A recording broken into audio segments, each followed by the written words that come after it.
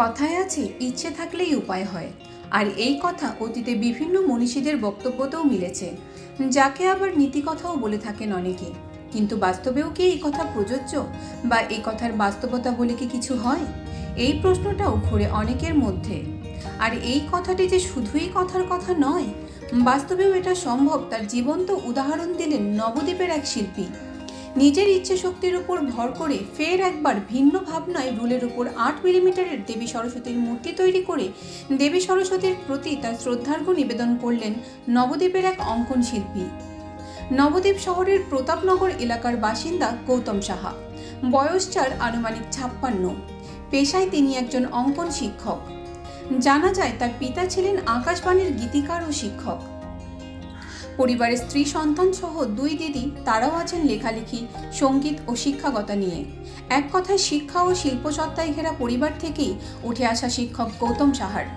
জানা যায় গত লকডাউনের সময় থেকে তিনি এই ক্ষুদ্র শিল্পকলা তথা এই সৃষ্টির কাজ শুরু করেন। এতে বিভিন্ন সময়ে তিনি কখনো মুগ ডালের ওপর, কখনো ধানের ওপর, তো কখনো চকের বা চালের ওপর মাটি রং দিয়ে ফুটিয়ে তুলেছেন মা কালী, রবীন্দ্রনাথ ঠাকুর, মহাপ্রভু সহ বিভিন্ন দেবদেবী ও মনীষীদের মূর্তি। আর এবার দেবী সরস্বতীর আরাধনা তথা দেবী সরস্বতীর প্রতি তার শ্রদ্ধার্ঘ্য নিবেদনের জন্য গত 15 দিন ধরে দিনরাত এক করে ফুটিয়ে তুলেছেন একটি আনুমানিক 6 সেন্টিমিটারের রুলের ওপর মাটি রং দিয়ে 8 মিলিমিটারের দেবী সরস্বতীর মূর্তি।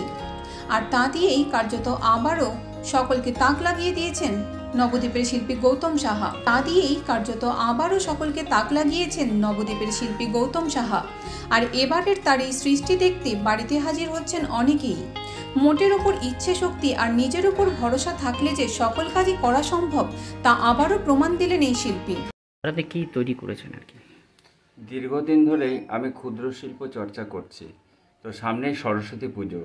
আমি একটি রুল পেন্সিল কেটে তার ভিতরের ফাঁকা অংশে 8 মিলিমিটার একটি মা সরস্বতীর মূর্তি তৈরি করে আমার অন্তরের শ্রদ্ধাভক্তি মাকে জানালাম। আচ্ছা, এটা মানে কি দিয়ে তৈরি করা হয়েছে? এতে রয়েছে মাটি, জল, আঠা ও রং। আর পুরোটাই রুল পেন্সিলের মধ্যে? হ্যাঁ, একটা 8 সেন্টিমিটার একটা রুল পেন্সিলের মধ্যে এই মূর্তি তৈরি হয়েছে। আচ্ছা, আপনার নাম? আমার নাম গৌতম সাহা, প্রতাপনগর, শ্রীনগর, ওয়ার্ড নম্বর 5, নবদ্বীপ, নদিয়া। নদিয়া থেকে সুরজিৎ দাসের report, U Bangla TV. U Bangla TV, হৃদয় ছুঁয়ে যায়।